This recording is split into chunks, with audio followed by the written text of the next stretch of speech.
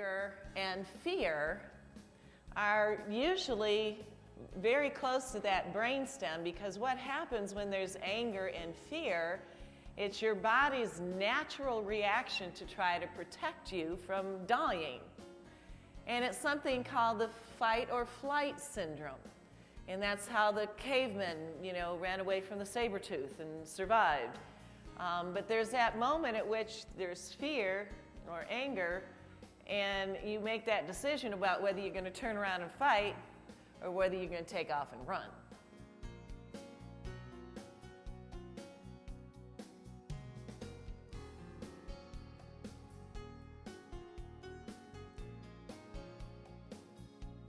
You know how when the school year starts, you always have the little kindergartners that cry? And, their parents are crying as they're driving away, and the kids are crying as they're going into school. Well, this one year, this little girl just pops off the bus, happy as a bug in a rug, goes into the school, comes out not, 2 minutes later, and she is just crying. And she was so cute, and she just had alligator tears coming out. And, sucking in that bottom lip and just crying. And I was like, "Sweetie, what's the matter?"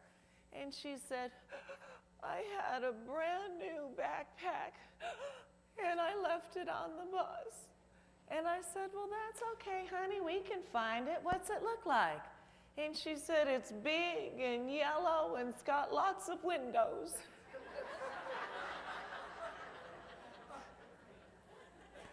Communication is often the key, isn't it, when we're dealing with kids. This particular unit that I'm going to go over today is about dealing with angry people. Now, I know there's nobody in this room that has, that much opportunity to deal with angry people. Phew. But there really are some tricks to the trade on dealing with angry people. Do you ever feel like this out there on the road?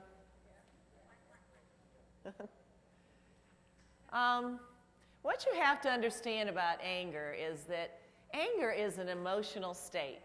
You can't tell anybody don't be angry, because it's a legitimate emotional reaction to things. What we can do is we can say, when you're angry, there's an appropriate way to act and there's an inappropriate way to act. But you can't really tell somebody not to be angry. And anger varies from just a mild irritation to outright rage. And there are certain things that we have to understand about anger. Now, first thing is you got two different parts to your brain when we're talking about dealing with angry people. You've got a part of your brain, which is part of your brain stem, that deals with involuntary reactions in your body. Your brain stem makes certain that you breathe without thinking about breathing, and that your heart beats without you thinking about your heart beating. Anger and fear are usually very close to that brainstem, because what happens when there's anger and fear, it's your body's natural reaction to try to protect you from dying. And it's something called the fight or flight syndrome. And that's how the cavemen, ran away from the saber-tooth and survived. But there's that moment at which there's fear or anger, and you make that decision about whether you're going to turn around and fight or whether you're going to take off and run. And when that decision is faced, when you're faced with something that causes you fear or anger, then you've got a lot more of that brainstem work, and then you have the other part of your brain, which is the part of your brain that thinks, that has cognitive thought. And so when that brainstem kicks in with that fear and that fight or flight syndrome, then there's a lot of different things that actually happen to your body that you really aren't in control of. It's an involuntary reaction. The adrenaline takes off, hits the serotonin, all the stuff hits your brain. And there's a lot of things that change in your body. You've heard about the woman whose child was trapped under the car and she picks up the car. Well, your strength changes when that adrenaline hits. And that's why the caveman ran faster when the saber-tooth was after them, okay? Because they could actually, their muscle actually has strength and improves. You lose some of your peripheral vision. You become more tunnel vision. Your hearing changes. Your blood pressure goes up. Your heart rate goes up. All these different things happen to you when you're dealing with anger and fear, and that comes from the brainstem area of your brain. So what we try to do when we're dealing with angry people is to get them away from the brainstem and get them up here in the thinking part of their brain. You can't rationalize with an irrational person. By definition, irrational lacks the ability to be rational. So much of what you'll learn today is all about getting people away from the anger part and getting them into the thinking part where we can get that anger to diminish. So it's an emotional state. Anger creates physiological and biological changes, heart rate, blood pressure, levels of energy, hormones, adrenaline and noradrenaline. And it's caused by both external events as well as internal events. You know, somebody threatens you, that's an external event. Sometimes you can create stuff in your own head that causes you, with a specific person, an event, worrying or brooding about personal problems, memories of traumatic events and those kind of things. You know, those people that get in a car accident out on 71 and they don't go down 71 anymore because every time they do, it creates an emotional reaction that they don't have control of. It's a very interesting thing. Shock, when somebody goes into shock, that's your body's natural reaction to protect you. Your arteries in your body constrict, and that's to try to keep you from bleeding to death. When I got shot, I told you last year about the incident when I was shot at Pinellas Park High School, and I had 5 bullet holes in, one out, in and out, and in.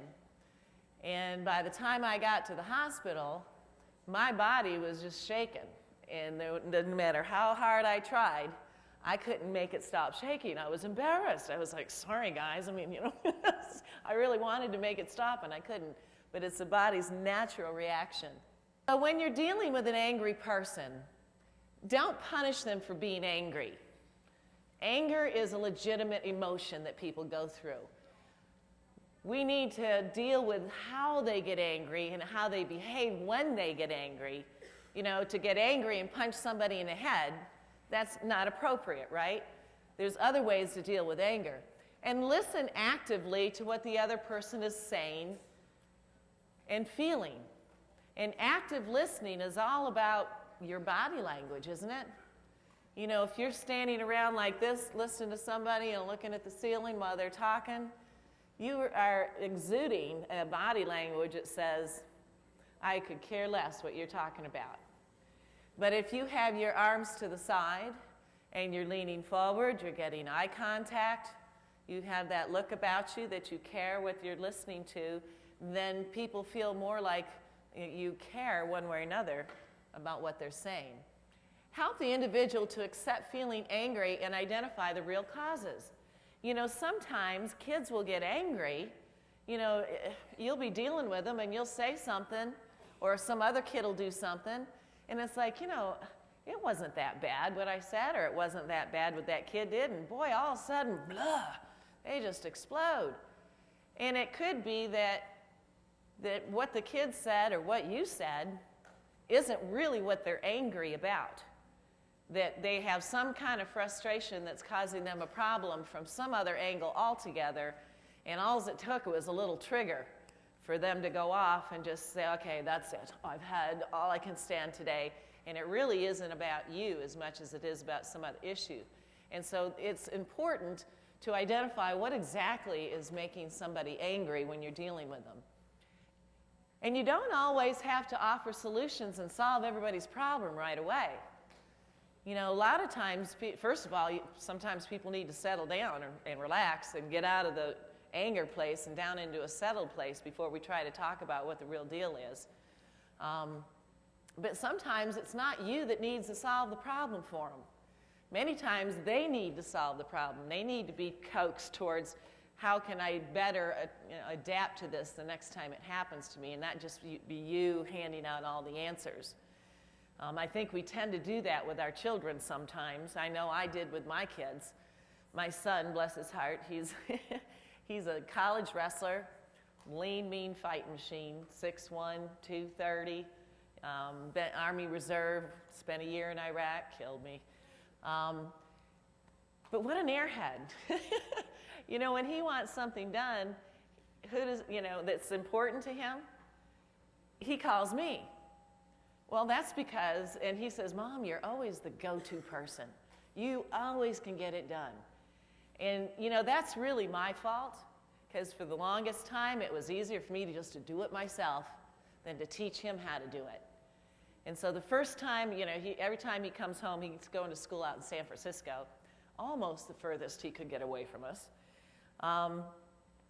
The first few years, I always got his airplane ticket. So this last time, he was bringing home the girlfriend this time, right? It's the first time we've seen the girlfriend. So he was being all big and bad, saying, Mom, I'll take care of the airline tickets. And I said, cool. So he calls like 2 days before they're supposed to, come home, and he's going, Mom, I got a real problem.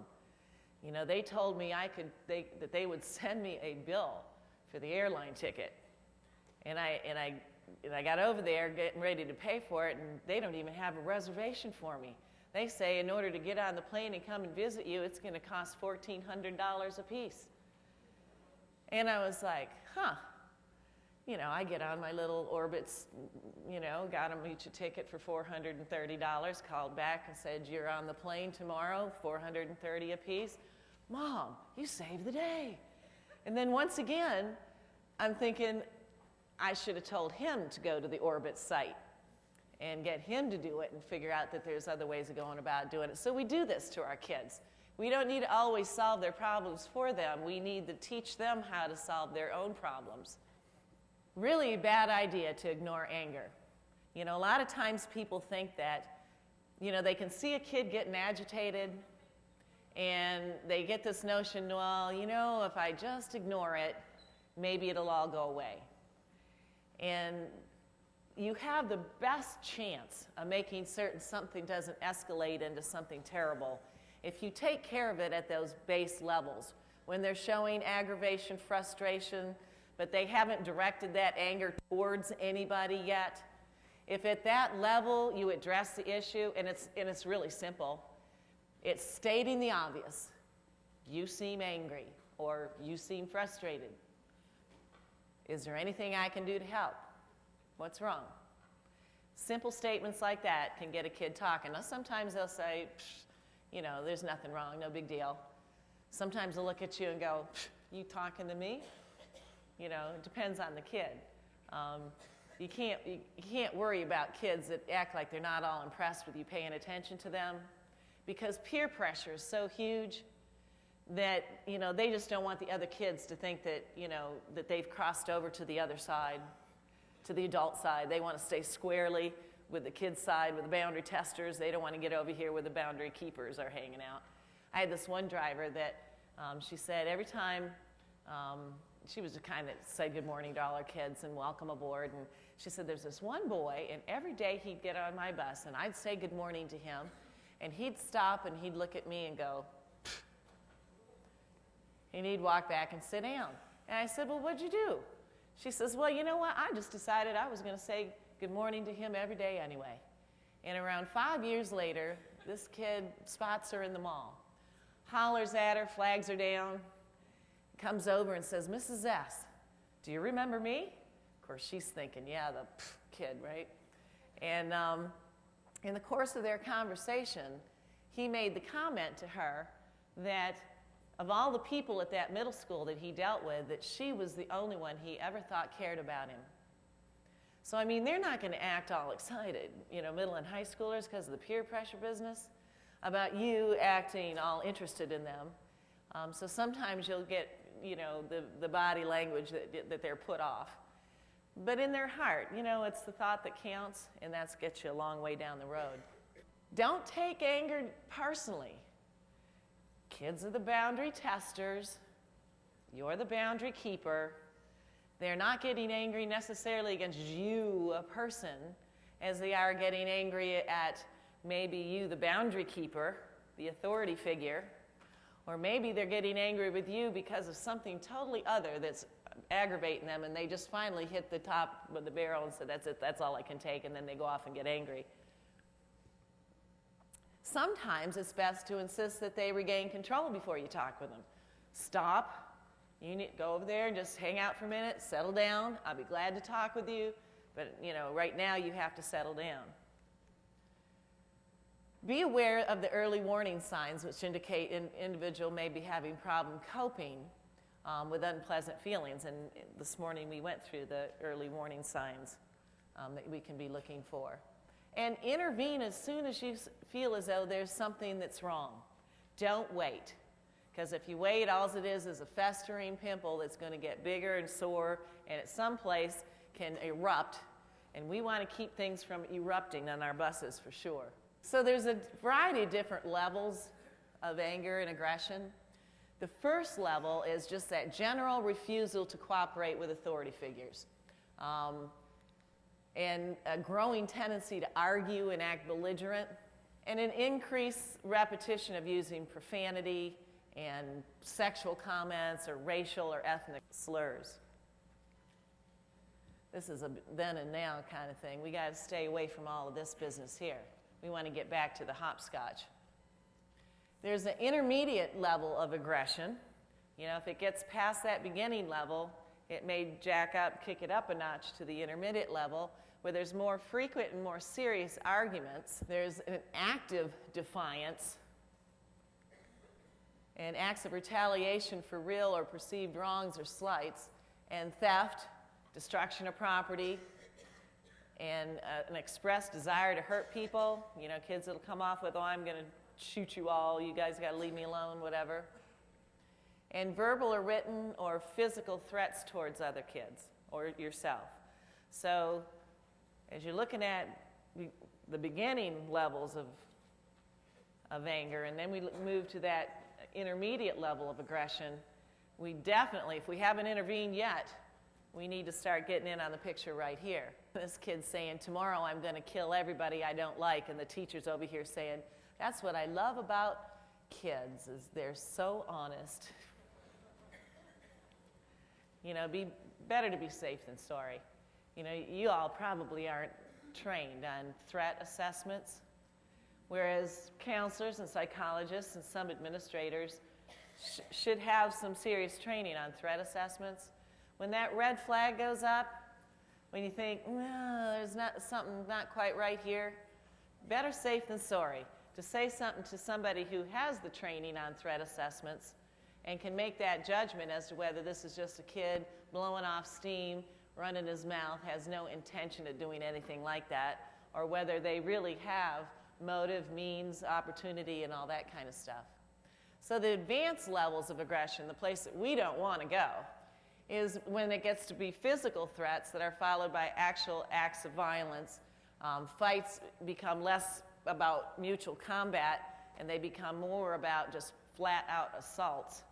I had this one youngster that was, he'd had a lot of trouble in the middle school. They did not forward a lot of that information to us, and within the first 2 weeks of school, he was just walking down the hall, totally unprovocated, came right up behind some poor kid carrying his books, and from behind just came around with a roundhouse and punched him right in the side of the head, knocked him out, broke his jaw.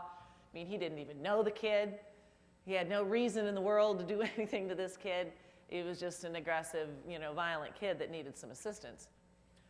Increasingly severe and open displays of anger and aggression, using weapons as tools of defense and offense, and then getting into actual sexual assault. So when we're conferencing people that are angry, whether they be kids, we'll get into parents and all that other kind of stuff,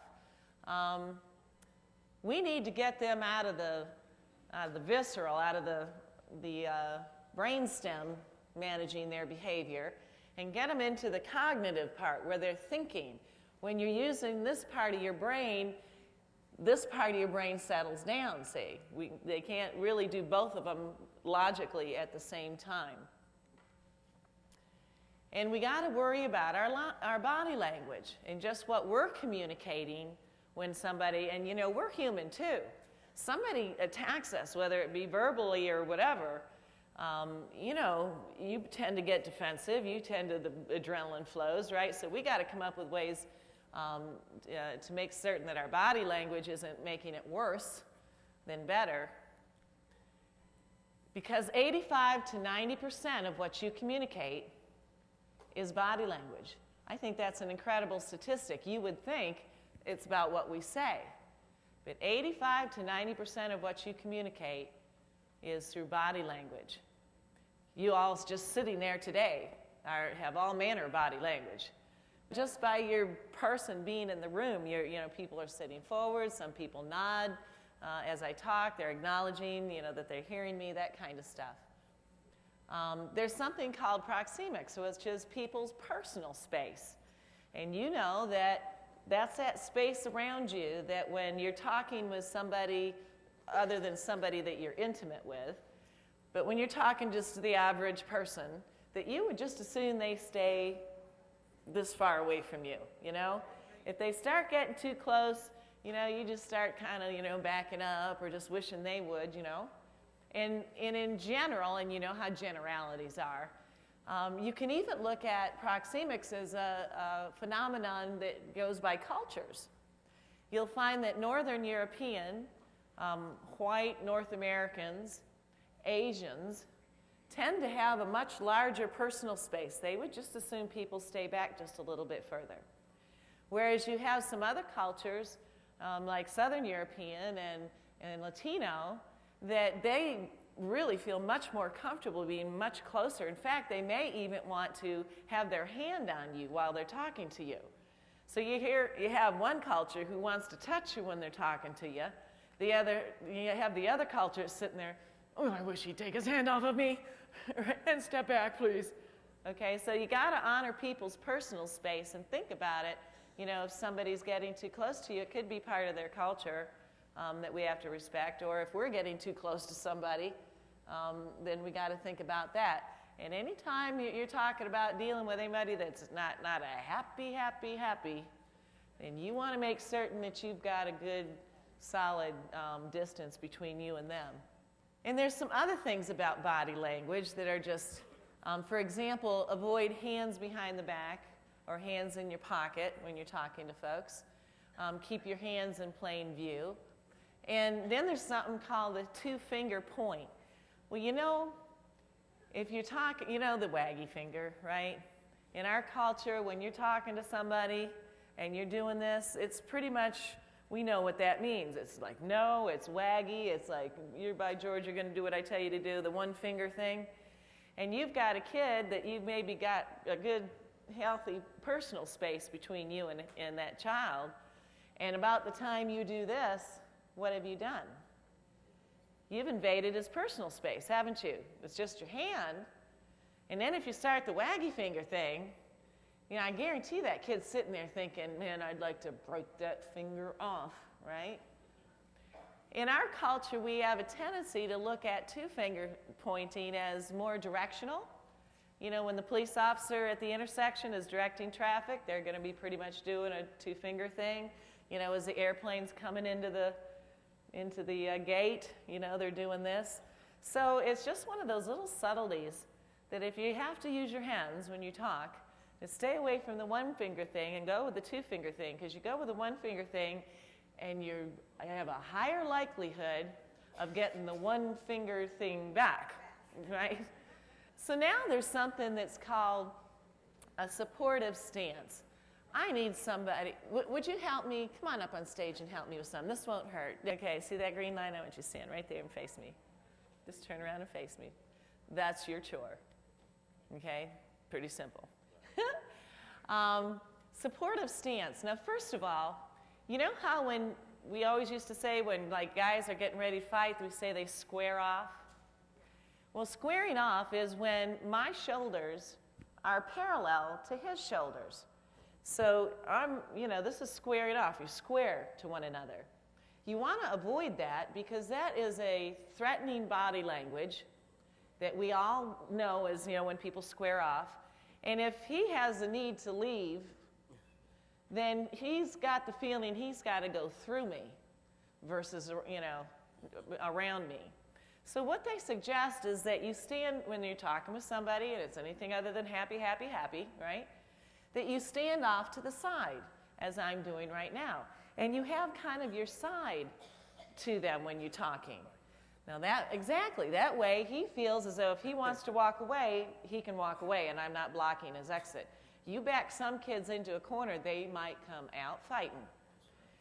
And now it does a couple other things too. Number one, most people are narrower this way than they are this way.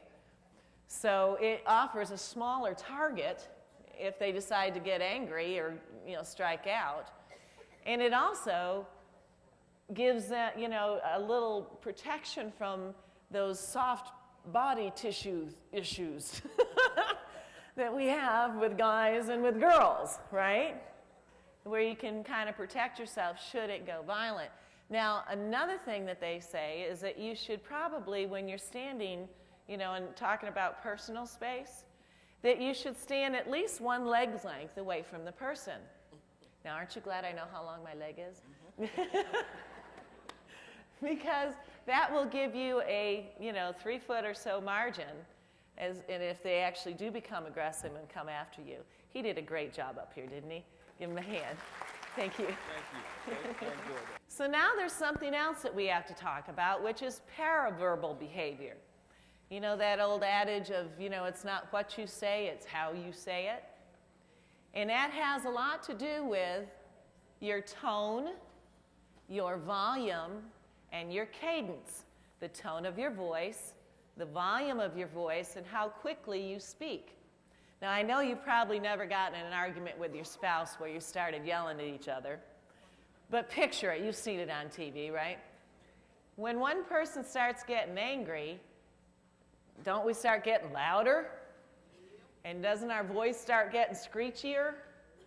And don't we start going a mile a minute? Yada da da da da da da, right? So if somebody is in that state where their tone is getting high, their volume's high, they're going lickety-split, if you do the same thing in turn back to them, then that just adds fuel to the fire. That just aggravates the whole situation. You have to, on the other hand, do just the opposite and make certain that you have a low tone, a low volume, and a slow cadence that you're using with them. When we had the shooting business, I told you last year about how we were wrestling with the kid on the floor and I was up by his head. And so I was trying to de-escalate, trying to get him to settle. And so I was saying, Jason, honey, stop what you're doing. Stop fighting us. I wasn't screaming at him, telling him to do it. I was trying to do the soft, slow thing and try to convince him to settle in. It didn't work, but it wouldn't have done any better to yell at him. It would have done worse. Any of these things that we suggest doesn't guarantee you anything. It gives you the best chance of having things not go sour on you in a bad situation. And, there's something else. One of the tricks of the trade that we talk about is, the broken record technique at dealing with the kids. And that's kind of similar to this, too. It's, those kids, I call them our future attorneys of the world because, you tell them, Johnny, sit down. And he's like, well, why are you talking to me? Why aren't you talking to Charlie? Charlie's standing up, too, right? Trying to get you off the subject of what you want him to do. Then you say, well, Johnny, you need to sit down. Oh, you're just prejudiced against me. You're always picking on me. It ain't fair. You're being prejudiced. They get you off on a sidebar arguing about whether you're prejudiced or not, and what you need them to do is to sit down. And so if you use that kind of paraverbal behavior that we're talking about, is, saying, Johnny, I need you to sit down. Well, why are you picking on me? Charlie's standing up. Why aren't you talking to him? Johnny, I need you to sit down. Well, you're just prejudiced. You're always picking on me. Why? That's not fair. That's not fair. You're just prejudiced. Johnny, I need you to sit down. Now, will that work every time? No. But you have the best chance of getting that argument to quit if you use that tactic versus if you try some other things. So it's like anything else. You have a bag of tricks. You pull it out, you try it. If that doesn't work, pull out another trick and try that. And if that doesn't work, you pull out another one and try that. And if that doesn't, sooner or later you're going to hit on something that works with that kid. And that also keeps you in control too, doesn't it? If you have to think about forcing yourself into a low tone, volume, and cadence, then you're working at controlling yourself too, because you are only human. And when somebody attacks you verbally, or just as aggressive towards you, then you have a tendency to have the adrenaline fly, and you need means to help you with that too. So questioning techniques, here we go. There are better ways of dealing with questioning people when they're angry than others. And number one, the best way to get an unemotional information from parents is to ask open-ended questions, not asking them questions that they can answer yes or no. Yes or no, they don't have to think much for that, do they? If they have to answer a question with a sentence or a paragraph, now they have to think about what they're going to say. You're getting them away from this brainstem and getting them into the cognitive part. Things that are fact-seeking as opposed to getting emotion. You don't want to ask them questions that's going to say, why are you angry? Blah. They'll be glad to tell you why they're angry. Anger is what they're bringing to the table, and we don't want to go there. We want to get into facts and figures. So if you start with words like who, what, where, when, and how, and leave why off the list. Why has a tendency to seem judgmental sometimes. Why did you do that? Well, I guess I'm just a bleeding idiot. I mean, what do you think? Get away from why questions and get into what questions. What's your child's name? Trevor. Where do you live? Well, when they start giving off their address, they got to think about it, don't they? That's not coming from a brainstem. That's an unemotional reaction. What's the child's name that's bothering your kid? So those what questions versus why questions are things that we need to do.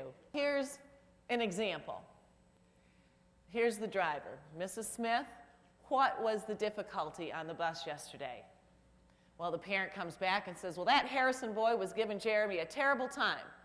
The driver, what was he doing?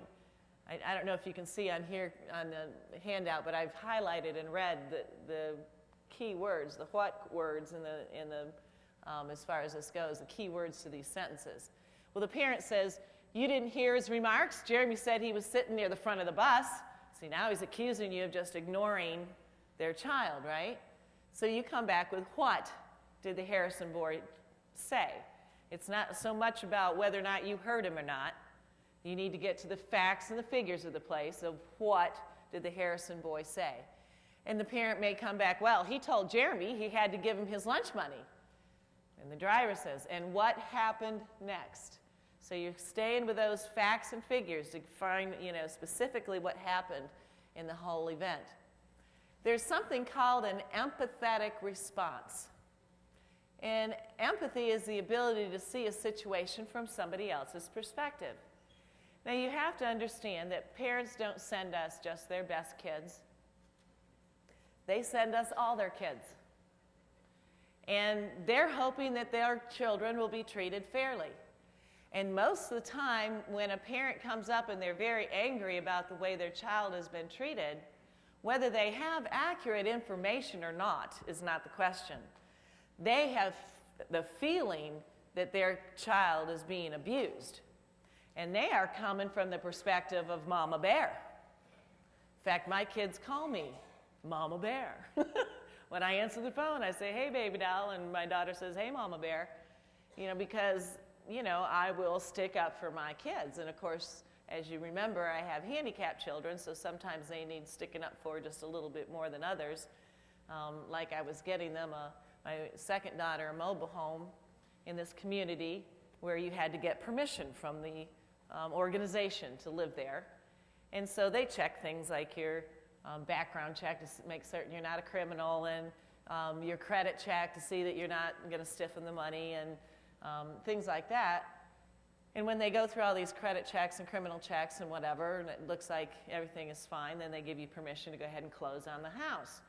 Well, we had waited pretty much all summer long, and they had to go in for an interview as well. So this is not only my daughter going in for the interview, but her boyfriend too. And, you know, he's every bit as handicapped as she is, okay? And so anyway, we go through the interview, we're waiting and waiting and waiting, don't get a single word from these people. Oh, well, we gotta wait for this. Finally, they gave me the word that they weren't going to be allowed to be in there because it was a trust. It was her trust. You know, we put all their money in a trust so people can't steal their home from them. They got to come through me. It was in a trust. Well, you have to live there. The person that buys the place has to live there. Well, it's her trust, and she's living there. You know, finally the attorney said, yes, that's true. That's what a trust is intended for. We go another month. Still no word. Oh, the president's out of town, and he's not back yet, and he has a final ruling. Finally, like 3 days before we're supposed to close, I get a call from the secretary, not the president, saying, well, the president reviewed the folder and determined that you are not eligible. We've turned you down. And I said, well, hi. Well, I don't know. You'll have to talk with him about that. And I said, well, would you give him a message that I would like to have him give me a call back? And you might want to mention to him when you speak to him that, you know, they have no criminal background. They have no bad credit. They're good kids. They love life. And they're going to be living there. Their trust is owning it, buying it, living there. I said, I've just got the feeling that maybe you are uncomfortable with handicapped people owning in your park. And maybe you would share with him that there's laws against that. Well, you know, I didn't hear back from the president. I heard back from the attorney. Said, oh, there's been a big misunderstanding. Your kids are great. They're fine. Go ahead and close on the house. Well, you know, sometimes you have to, you know, be a mama bear for your kids. So you have to, and most of us are parents or aunts and uncles, and you feel the same way when you feel as though somebody is not being fair to your kid. So having that empathy of knowing that where they're coming from, and maybe they're a pain in the neck, you know, maybe they don't have any good information and they've gotten all angry for no good reason. But when you first initiate the conversation, they're coming from a protective place. It's not showing sympathy, such as say, I understand, I'm sorry, you know, that can backfire too. So an empathetic response, for example, the parent says, do you have any idea what the kids have been saying to my son? And the driver said, well, I guess I'm not sure what you mean. And the parent says, what I mean is the kids are making fun of my son and I won't tolerate it. So here's the power question from the driver. What have they been saying? Now she's going to have to get into facts and figures. Well, they said this, right? Well, they've been calling him names and telling him that nobody likes him. Here's the empathetic response that sometimes will help when you're dealing with an angry parent. So you were upset, you know, state the obvious. You were upset because he was, and we're putting it into past tense, as though this is something that happened before. It isn't going to be happening now and forever. He was being bothered, and it looked like I wasn't doing anything about it. You're kind of stating the obvious of what you know, in your conversation. And then the parent becomes more reflective. Well, yes, he didn't want to go back to school today because he was so upset. Well, now when you get them settled down a little bit, now we can start talking about it. You've essentially just said, you know, stated the obvious. You thought I wasn't paying attention. I was letting these kids pick on your kid, and I wasn't doing anything about it. You were frustrated with that. I understand. Dealing with the anger. When you're dealing with an angry parent, you must encourage a parent to react rationally rather than letting their emotions continue to dominate. They need to move away from emotion and go to the reason. You also need to try to interrupt the pattern of the parent's anger. Now, as they first come at you, they've been thinking about this for a while. They've been waiting for that bus to pull up. And they've had it in their head of everything they're going to lay on you, right? They're going to lambaste you with something. So sometimes you kind of have to let the parent just spout for a minute, right? But at some point, they have to take a breath. You know, when they take that breath is when we're going to try to jump in with some what questions to try to break that cycle of anger, because the longer you let that anger go on, the more fuel is added to the fire. And the longer the person's allowed to continue with the angry outbursts, the more difficult it is to break that pattern of anger. So here's a situation, an example. Here's a parent says, I've had it with you people. I won't put up with this anymore.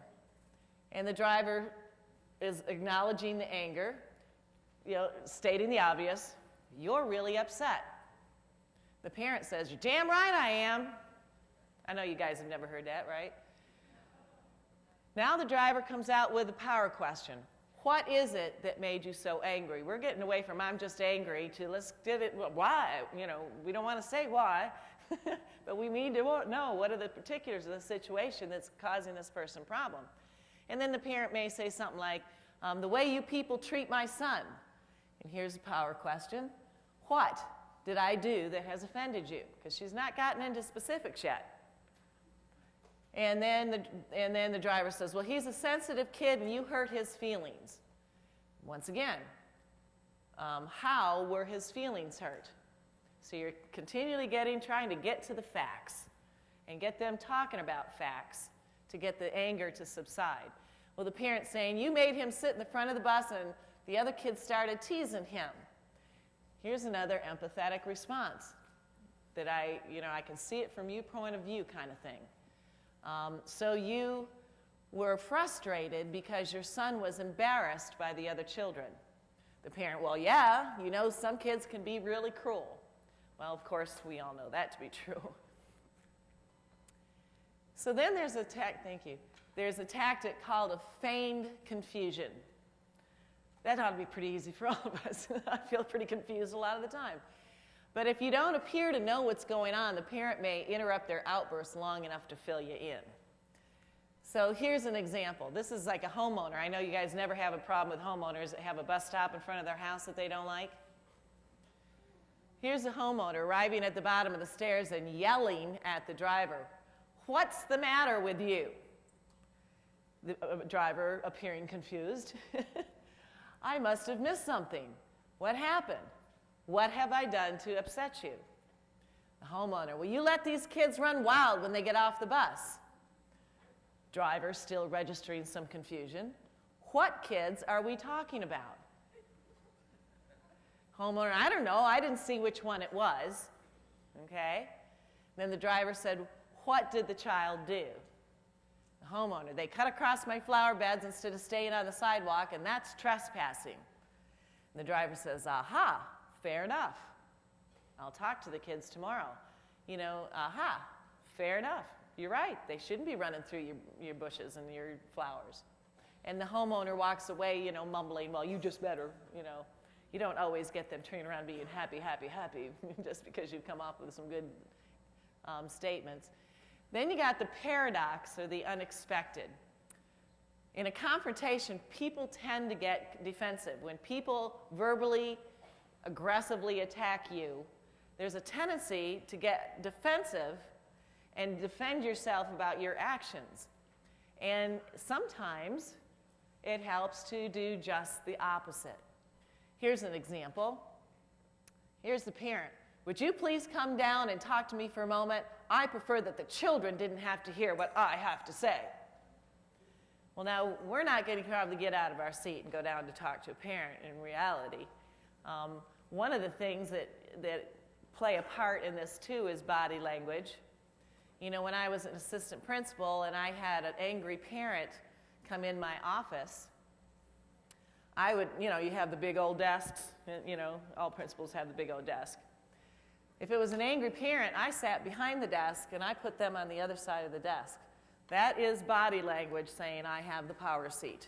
You're in here to see me." Another thing that I did that was very effective is I put a big old mirror behind me. You know, it's interesting when people see themselves being angry, it kind of takes the steam out of them, you know. They're looking like but when I had a conference with a teacher, for example, like say their evaluation at the end of the year, which should be a happy time, I'd sit on the corner of the desk. So I had something to write on, but they'd be sitting on one corner, I'd be sitting on another corner. That's a more open body language. So one of the things that we can do is we can ask them, you want to talk to me privately? You can simply say, I can't leave my seat. Can you come around to the window on the other side so we can talk privately? And then say, how can I help you today? Well, you and up high at the window and them down there's some body language that I'm in the power seat and you're, so that helps you to a degree. So the parent's saying, very angry and a hint of madness, the question is, how are you going to help yourself? So the driver says, I don't know what you mean. The parent, if you're going to drive this bus, you better start by getting a clue about what's going on, what those little brats are doing. So then the driver says, what have the children done to upset you? Always what questions and how questions. The parent ignores the question, continues, if you can't control them, I'm going to call your supervisor and they can get somebody out here who can manage these children. Now, some people might get defensive at that point. We might do the paradox or the unexpected and say, you know what? I think that may be a good idea. My supervisor would want to know if I'm doing a good job with these kids. Maybe we should all get together and talk about what's going on. Well, in large part, many times, they're very happy to give you a piece of their mind right there, but they don't really want to take the time to get together somewhere else and talk about all this. And then the parent, taking back and hesitates, well, I don't have a lot of time, but I want you to keep a better eye on these kids who are bothering my son. Then the driver says, Mrs. Williams, how have they been bothering Jason? Now we're getting into the cognitive questions, getting back to the facts and figures so we can go on. And then the parent's calmer and says, well, yesterday they were, yada, yada, yada, and goes on and tells you that kind of stuff. So that's another tactic to try and use. These are all tactics that may work on him today, may not work on him tomorrow. May work on him and may not work on him. It's just a bag of tricks, and you try things, and if they don't work, try something else. There's a surprise comment or the surprise action technique. And this technique combines two very important skills, a surprise comment that interrupts the pattern of anger, and a paradoxical statement by the driver that encourages the parent to think. Surprise comment action. Parents, highly agitated. I've had it with this. This is the second time that this has happened. The driver's surprise comment, now this is kind of cool, the surprise comment. Can you give me 1 minute? I need to contact the dispatcher. My supervisor's been trying to get a hold of me. Driver keys the radio and continues, this is Bob on Route 26. Could you tell Mr. Hardman that I'll call him back later? There's someone here I really want to talk to. And then turn around and talk to the angry person. It gives them a moment, they're ready to jump all over you. You've distracted them for a moment. They've heard you say to your supervisor, there's somebody here I really need to talk to. Gives them that feeling that you are indeed going to listen to whatever their problem is. And then you go on, turn to the angry parent and say, I'm sorry, now what was the difficulty? Get into the what questions. The parent speaking deliberately, yesterday my son got on the bus, yada, yada. If you can get them into, facts and figures in that regard. Now, there's sometimes when the parent is so out of control that we have to pretty much stop the action.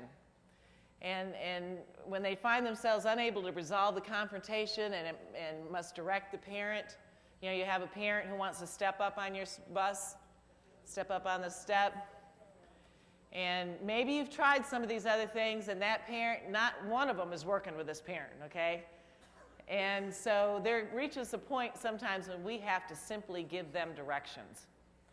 And it would look something like this possibly, giving a clear directive. Mrs. Jones, please step off the bus. Step 2, you're going to state your expectations. Mrs. Jones, you are expected to step off the bus. And step 3 is you state the consequence. If you fail to step off the bus, then you'll have to have a talk with the police. And then step 4 is to present the choice to the parent. It looks like you have a decision to make. You can choose to talk to a police officer, or you can step off the bus, and you and I can talk about it and decide what to do. So there's sometimes you have to treat them just like we do the children. If you remember from last year, I was telling you about punishment versus consequences.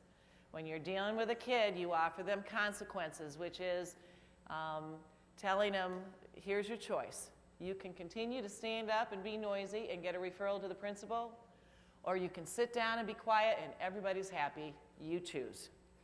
And when you couch consequences in that manner, it puts the onus on the kid to decide whether he's getting a referral or not. It's not you punishing the kid.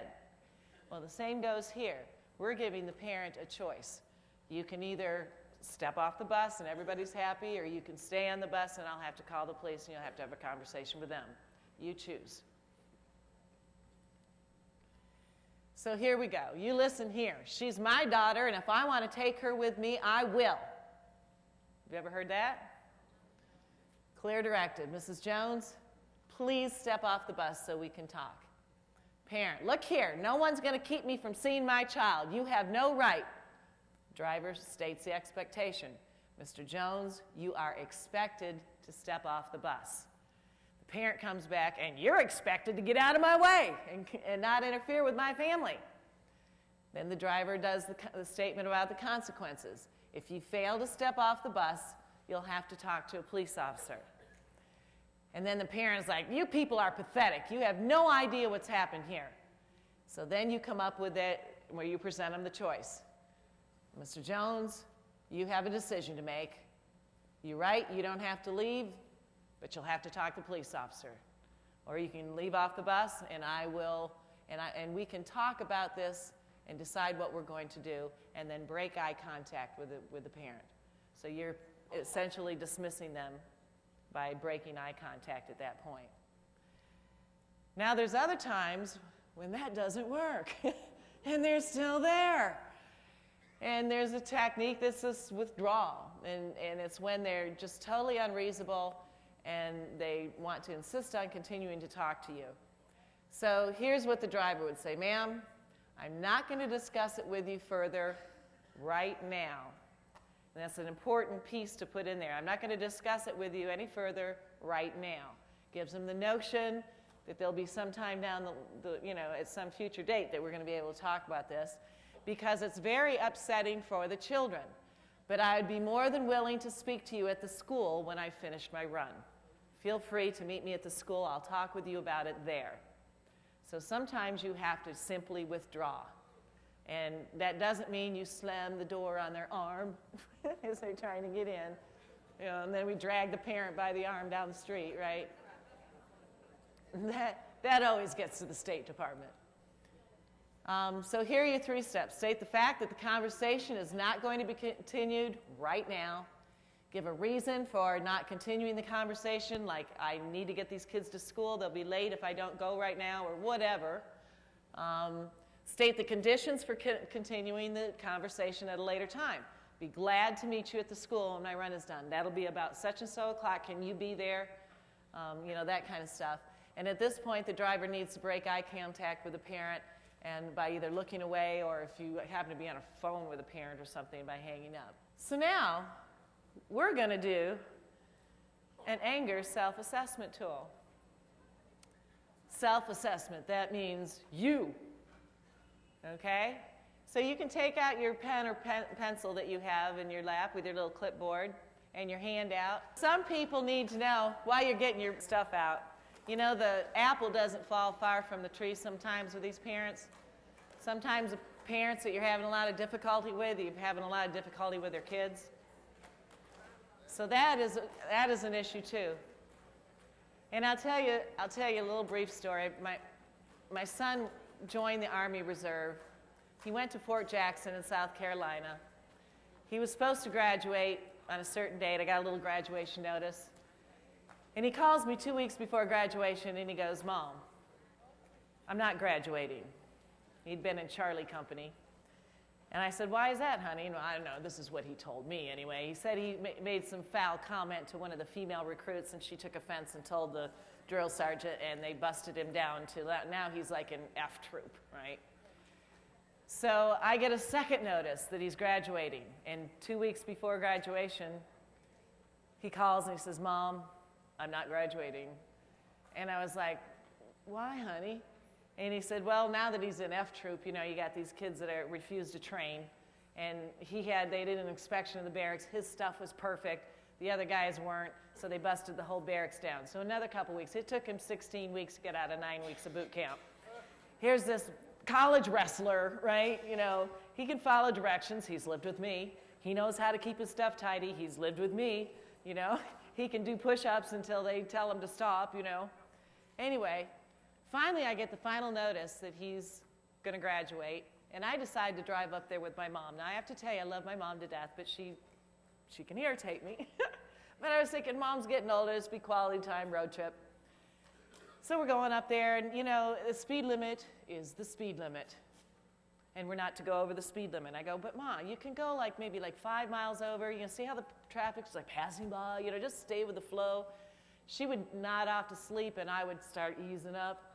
And I don't know how she knew, but as soon as I eased up, the one eye came open, and then it was like, slow down.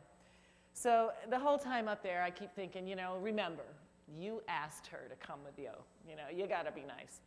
So we get up there, we meet and there's 1,000 soldiers graduating that day, and a lot of their families coming up to watch graduation. So we meet in this one auditorium, and they show us what our soldiers have done for this boot camp thing. And then they tell us to all get back in our cars and drive over to this big field. And they got big signs for A for Alpha Company, and B for Bravo Company, and C for Charlie Company. Of course, I'm going to the F Troop sign, right?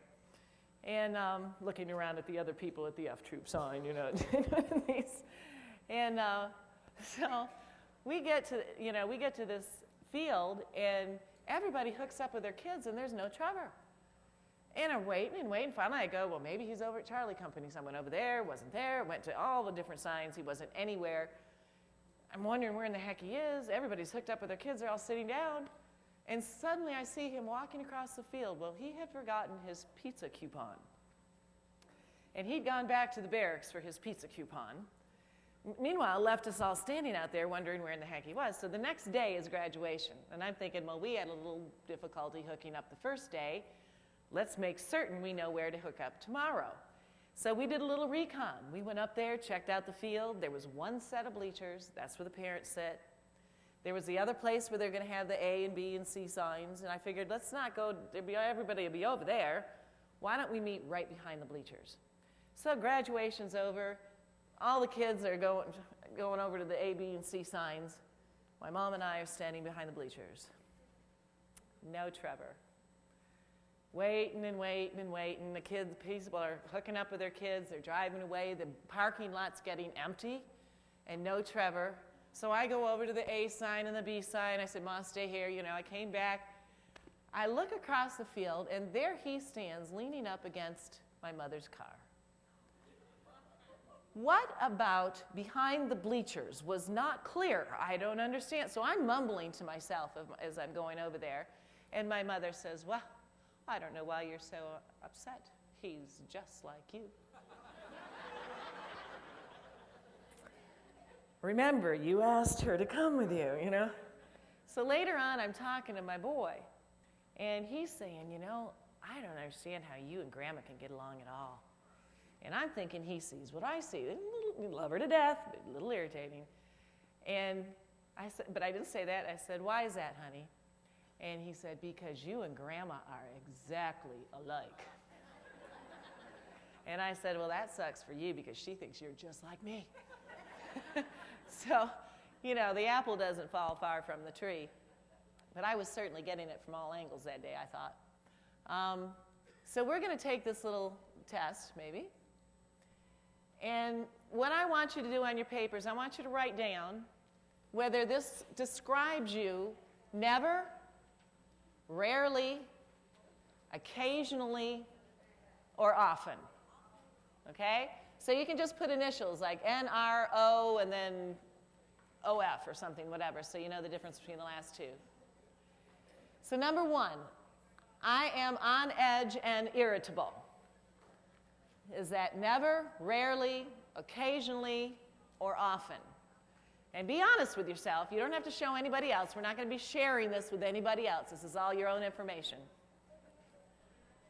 Number 2, I feel defensive around others. Is that never, rarely, occasionally, or often? Write it down. Number 3, I have sudden eruptions of anger. Be honest with yourself. Never, rarely, occasionally, often. Number 4, I avoid activities that I used to enjoy. Number 4, I have heated arguments with family members. Number 6, feelings of stress and pressure are a problem for me. Number 7, I feel that people don't take me seriously or treat me with respect. Never, rarely, occasionally, often. I have fantasies of getting even with people who have hurt me. As long as you don't act on your fantasies. Number 9, I become frustrated or irritated if I'm put on hold or forced to wait in line too long. Be honest with yourself. Number 10, friends and family seem to keep their distance from me. Number 11, when I am angry, I would like to hit someone.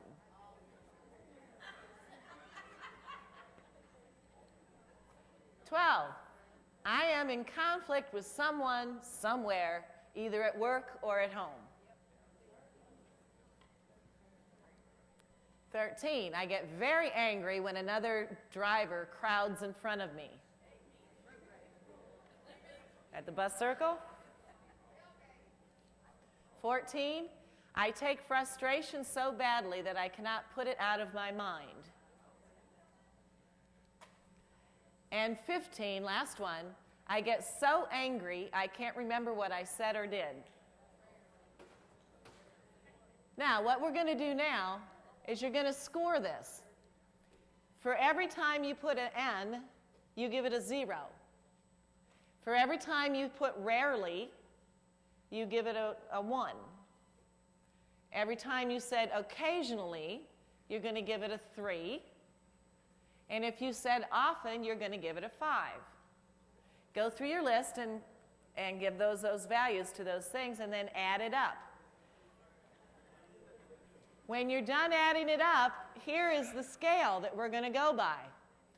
If you end up with a score of a 0 to 20, then it says you experience anger in ways that are safe and appropriate. If you score a 20 to 40, you might benefit from an anger management course. If you're above 40, uncontrolled anger is probably seriously disrupting at least some area of your life. Anger management training is definitely recommended. And also, if you answered occasionally, the 3-pointer, if you answered occasionally to 5 or more questions, whether the total was over or not, then you may have some anger management needs. Or if you answered often, the 5-pointer, to at least 2 questions, regardless of what your total is, you might have some anger management issues. So sometimes it's good to figure out how you deal with anger when you're getting ready to deal with other people's anger. So dealing with anger, what are appropriate ways to deal with anger and inappropriate ways? Expressing anger is an appropriate way. Communicating your feelings in an assertive, non-aggressive manner is the healthiest way to express anger. Because you are angry, we can't take that away from you. It's how you act when you're angry that's the problem. There's a method called suppressing, which some people do, don't they? Where they hold the anger in and they don't talk about it with anybody. They focus on something positive or turn it inward. That can cause hypertension, high blood pressure, and depression. And unexpressed anger can lead to pathological expressions of anger, like a passive-aggressive kind of behavior, hostile and cynical. Like one of the teachers talked about Jason Harless, the kid that did the shooting at my school, and he was a passive-aggressive kind of personality. She told me this story about the first day of class. She was telling all the kids the rules of her class. She said one thing that really irritates her is when people get up and use a pencil sharpener while she's talking, that she would give them plenty of time to use a pencil sharpener. Just please don't do it while I'm talking. Well, Jason didn't have a pencil of his own, so he snatched the pencil off his neighbor's desk, and while she was talking, stood up and went to the pencil sharpener and did this. That's that passive-aggressive kind of behavior. Very destructive. There's a calming method, not just controlling outward behavior, but also controlling internal responses, lowering your heart rate, releasing tension, and letting emotions subside. So, what are some strategies of keeping anger at bay? Well, our friend John this morning told us some of them, didn't he? About breathing, about taking deep breaths from your diaphragm, not just up here. Using imagery, visualizing a relaxing experience. Think about a time that's like just really pleasant, and close your eyes and just visualize a really pleasant picture in your mind. You could do something non-strenuous like yoga-like exercises that relax your muscles. Anything that's stretching is very good exercise to do to release tension. To drop your shoulders, because when we get uptight, we do this, and we clench our fists when we're angry, and we, close our eyes, and kids will clench their jaws. If kids are angry and you're trying to get them to quit being angry with one another, make them open their hands, make them open their mouths, unclench their teeth, drop their shoulders, roll their head, do that kind of stuff. That does a lot to release negative energy. And slowly repeat calming words or phrases like, take it easy, take it easy, take it easy, take it easy. I've had some people that as a couple, as a husband and wife, then when they feel as though the thing's getting out of hand with an argument, they have an agreement that if one of us says time out, then we both walk away. So you can do stuff like that. Time out, walk away. Come back to it later. Then there's something called cognitive restructuring. That's just changing the way you think. Instead of looking at the world like, oh, this is terrible, everything's falling apart, everything's ruined, to simply turn that off and turn on a whole different kind of thought of, all right, this is frustrating, it's understandable that you're angry, it's not going to be the end of the world. Nothing stays wrong too long. And getting angry isn't going to fix it.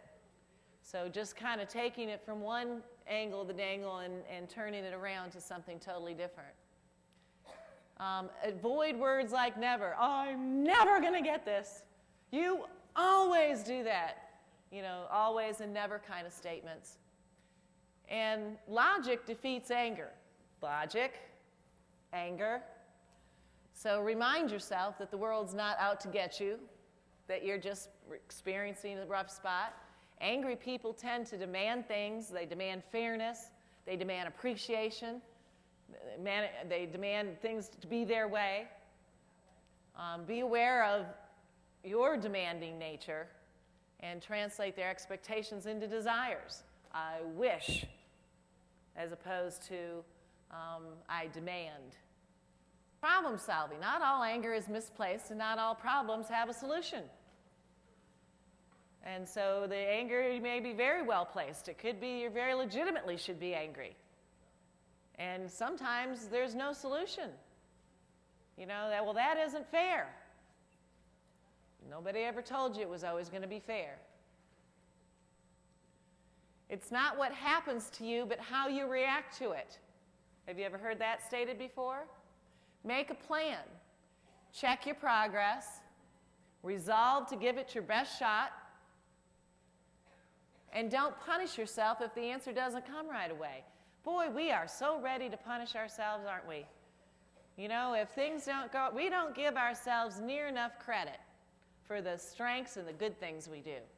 We kind of feel like, you know, if things come easy to us, the things that we do that are good are just expected, or they're just easy, because they're easy for you, not necessarily easy for everybody. Give yourself credit for some strengths and good things you do, and don't beat yourself up to death on the things that happen that are wrong. Better communication. Slow down and think through your responses. Better communication. I want everybody to take your hand out and turn it over. No, not your hand out.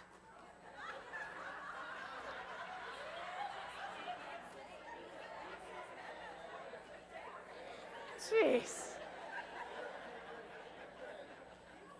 I have to tell you, I was very clear in my mind what I was asking you to do.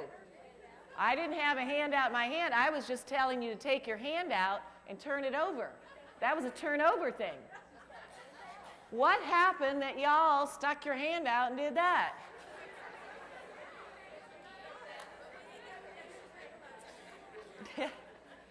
Well, I'll tell you why. Couple reasons. Number one, just because you're clear about what you're trying to communicate does not necessarily mean that everybody else understands you too. And I gave you some body language that caused you to think something different, didn't I? And you have to remember that people have different learning modes. There's 3 different ones. Some people can learn by hearing. They're auditory learners. They can hear it, and they can remember and retain it. Other people are visual learners. If you write it down and I can look at it, then I can retain it. And some people are kinesthetic learners. Kinesiology, if I physically do it, then I retain the information. That's why you have group projects in schools where they build models and things like that, because if they physically do that. Now, everybody learns in all 3 modes, but some people are stronger in one mode or another. And so remember that when you're talking to kids. They're not all auditory learners. And because you say it doesn't mean that they're going to remember it, nor are they going to understand what you mean. And what happened to the crowd when you realized that what I wanted you to do and what you did was 2 different things, and you had your hand stuck out and you felt stupid? Everybody started giggling, didn't they? Because you were embarrassed. And you realized that what you did was not what I wanted. Sometimes kids' reaction, you ask them to do something, and they don't do what you want them to do, and then they start laughing. You may mistake that for them being defiant. Whereas it could be they didn't understand what you wanted. Once they realized what you wanted, they felt foolish, so they started giggling. Now, if on top of that, I had said to you, no, dummy, take your hand out and turn it over. That would be like adding salt to the wound, wouldn't it? So you got to watch about communication. Slow down and think through responses. Don't say the first thing that comes into your head. Your conclusions may not be accurate. Listen carefully to what other person is saying and take time before you answer. You have to listen carefully. Listening is a skill that we are very bad at. We hear, we don't necessarily listen. Because what happens is this. Somebody starts talking to you, say a kid or a parent, and partway into it, you figure you know where they're going with it. So you start formulating in your head how you're going to respond to them. And at that point that you decide, now you're starting to kind of, figure out what you're going to do to say in return, you're not listening at all anymore. And particularly when you're dealing with children, because they're children, because they're immature physically, and their brain is immature, they have a part of their brain that dictates language. I'm not talking about vocabulary now. Their vocabulary is fine some days. But their language center of their brain is not mature. And that's the part of their brain that I have a thought, and I'm going to put it into words so that that other person can understand exactly what I'm talking about. So sometimes kids have to almost listen to themselves talk out loud before they can put it into the words that's really nailing on the head what they're trying to say. So many times we just need to sit back and listen and let them talk and let them hear how they sound when they say this, that, or the other, and wait for them to take that breath and stop before we butt in and start making judgments as to how we're going to respond to them. Listen for what is underlying the anger, because it may not have anything to do with you. And don't get defensive when they criticize you. They're not criticizing you necessarily as a person, but you as the boundary keeper, the authority figure. Using humor. When angry, if you call somebody a name, stop and picture what it would look like literally. Like if you call them a dirt bag. What would that picture be like? If you called them a single-celled life form. I mean, sometimes to get yourself out of an angry situation and you call somebody a name, you can just sit back and try to just picture what would that look like, really. And you can break your own cycle of anger. And don't give in to harsh and sarcastic humor. You know, sarcasm is that kind of humor that's kind of tongue-in-cheek. It has a grain of truth to it that cuts kind of to the quick. And it's a lot of fun for the person saying it and for the people hearing it. But for the person it's directed towards, it's not so much fun. And that is really a kind of rude behavior. And I tell you what, the moment that you're sarcastic or rude to a child, you have opened the door. You have said, this is acceptable behavior in my version of normal. And so the kid will jump on it. They'll say, okay, obviously that's acceptable behavior on their bus. I mean, did you all not have a teacher when you were coming up that you could just get away with murder with? And there was another teacher that, oh my Lord, you didn't dare breathe sideways with. And you adapted to each one of those, but you had to kind of test the waters to see just how far you can go before no means no, right? And so, you know, if you give the kid a sarcastic remark, and they're going to think, well, sarcasm is okay because you did it. And the problem with that is kids can give it back to you in spades, can't they? What comes in their head comes right out their mouth. And, you know, you have some stops. That's another part of a child's brain that hasn't developed, is their impulse control. And so you have some stops in there where your sarcasm maybe doesn't go too far. Well, they don't have those stops necessarily, and so when they start getting sarcastic, woo, now you're feeling really uncomfortable and feeling like you have to discipline them because they've gone out of bounds. And it's, you know, it's at that point you've opened the door, so you better expect, you know, that you need to behave and exhibit the behavior you want the kids to exhibit. Changing your environment sometimes works.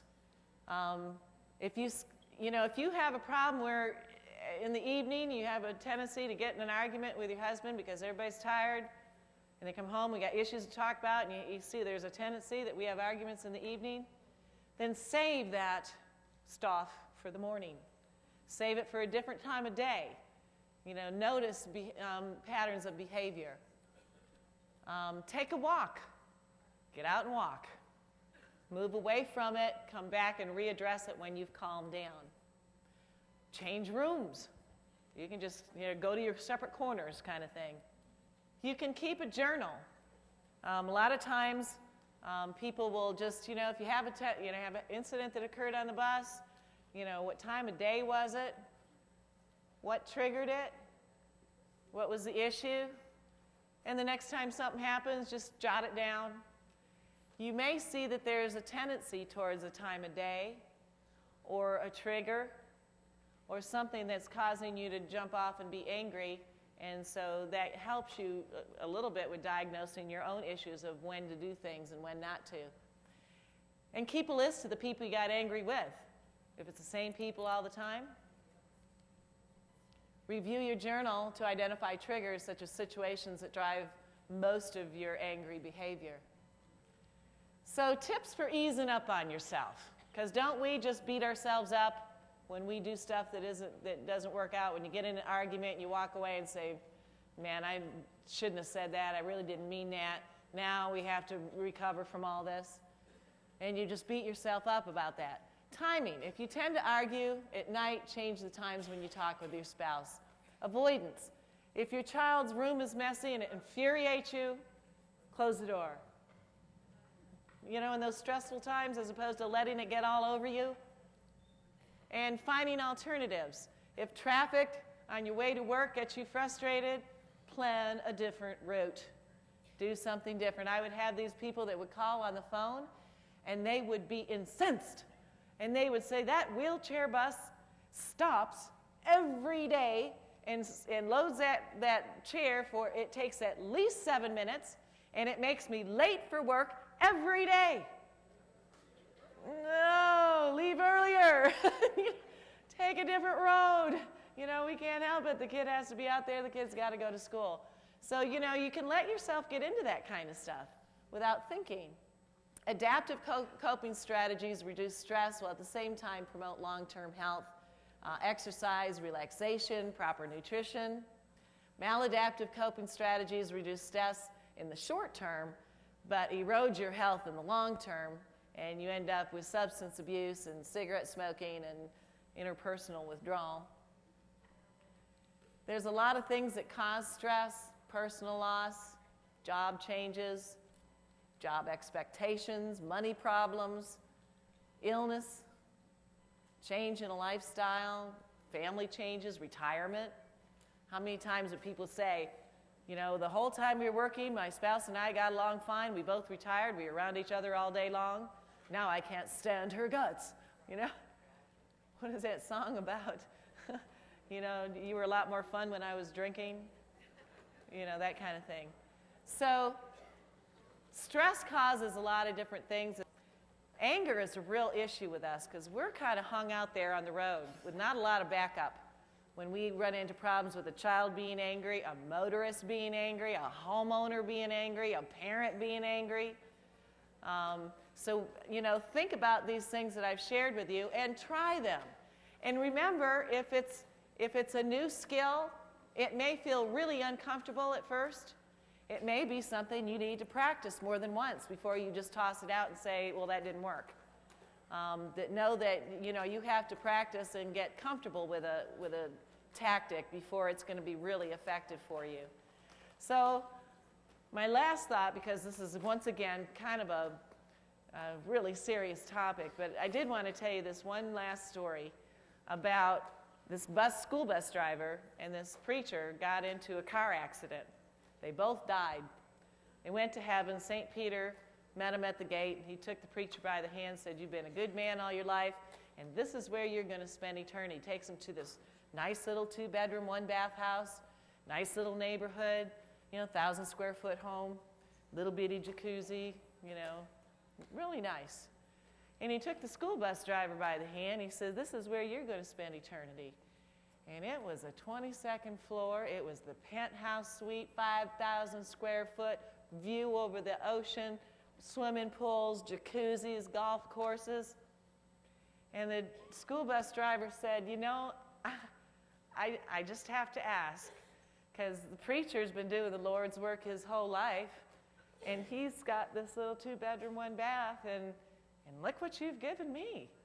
And he said, well, you know, when the preacher was doing his job, there were times that people fell asleep. He said, when you were doing your job, everybody prayed.